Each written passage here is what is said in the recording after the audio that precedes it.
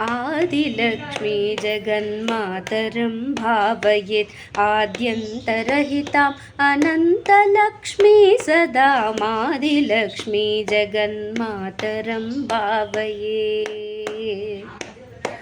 सूर्यचन्द्राग्नितेजो मण्डलान्तरम् आर्यां सुभक्तान्तरङ्गान्तरं शिवम् सूर्यचन्द्राग्नितेजो मण्डलान्तरम् आर्यां सुभक्तान्तरङ्गान्तरं शिवं कार्यसिद्धिप्रदं कल्याणकारिणीं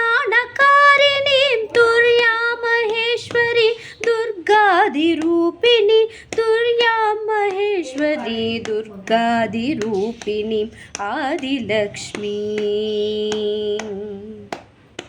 रक्षाकृतिं जगन्लक्षणविदायिनीम् अक्षीणमहिमान्वितां शुद्धसिद्धिदाम्